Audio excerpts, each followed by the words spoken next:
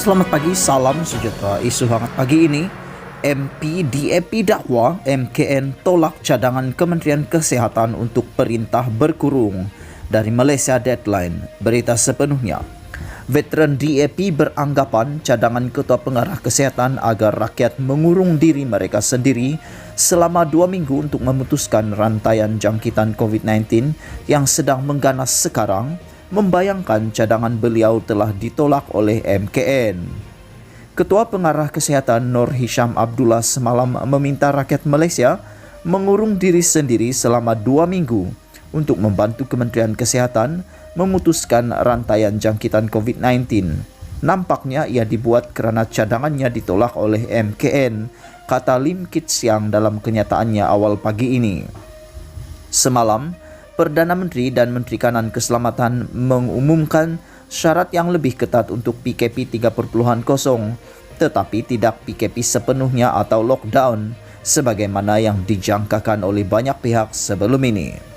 Keputusan itu diumumkan oleh mereka selepas Mesyuarat Majlis Keselamatan Negeri bersidang Jumaat lepas dengan kehadiran semua menteri besar dan ketua menteri.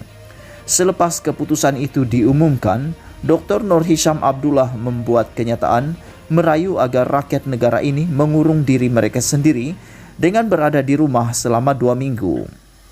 Beliau berkata, Kementerian Kesihatan KKM memerlukan tempoh 2 minggu ini bagi melaksanakan beberapa kesiapsiagaan dalam membendung penularan wabak COVID-19 dalam negara.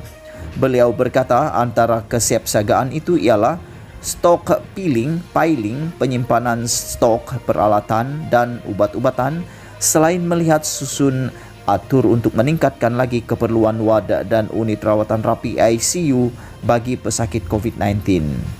Justeru beliau menyeru atau merayu kepada rakyat Malaysia untuk membantu KKM dengan melaksanakan perintah kawalan pergerakan PKP Kediri dan keluarga untuk tempoh 2 minggu ini agar dapat memutuskan rantaian jangkitan wabak itu dan hospital dapat menampung lebih banyak pesakit yang kian meningkat. Mesyuarat MKN dipengerusikan oleh Perdana Menteri Tan Sri Muhyiddin Yassin. Selain beliau, anggota MKN adalah Menteri Kanan Keselamatan Datuk Seri Ismail Sabri Yaakob, Menteri Kanan Ekonomi Datuk Seri Mohamed Azmin Ali, Menteri Kanan Kerja Raya Datuk Seri Fadilah Yusof, Menteri Kanan Pendidikan Dr. Razidin, Menteri Kesihatan Datuk Seri Dr. Ahmad Adam Baba serta menteri-menteri berkaitan. Turut hadir Ketua Pengarah Kesihatan Dr. Nur Hisham Abdullah, Ketua Polis Negara dan Panglima Angkatan Tentera Malaysia. Menurut ahli Parlimen Iskandar Putri itu, beliau telah bertanya rakannya yang merupakan seorang doktor perubatan tentang keputusan mesyuarat MKN yang diumumkan oleh Menteri Kanan Keselamatan Ismail Sabri semalam, dan jawapannya adalah daripada perspektif perubatan hancur, daripada pandangan politik bagus untuk mereka, daripada orang awam rakyat jadi mangsa. Namun katanya rakyat negara ini tidak boleh menyerah kalah dengan menuntut kerajaan agar memenuhi harapan tinggi rakyat untuk mengamalkan dasar-dasar awam yang sesuai untuk mengendalikan pandemik COVID-19 dan meratakan lekuk COVID-19 di negara ini.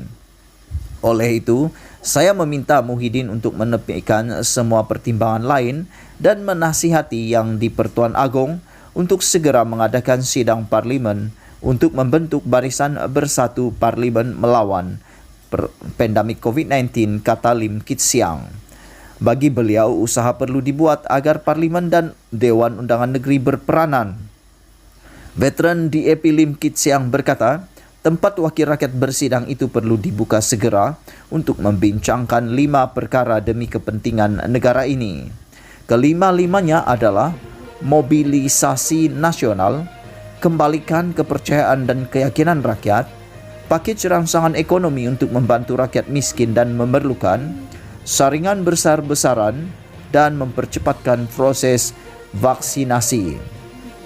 Sebelum ini, Setiausaha Agung DAP Lim Guan Eng memberi jaminan 42 ahli parlimen parti itu tidak akan menyokong usul undi tidak percaya kepada Muhyiddin jika parlimen dibenarkan bersidang untuk membincangkan pandemik COVID-19. Berita dipetik dari Malaysia Deadline. Sekian isu hangat pagi ini. Jangan lupa tekan butang subscribe dan kita jumpa lagi. Bye-bye.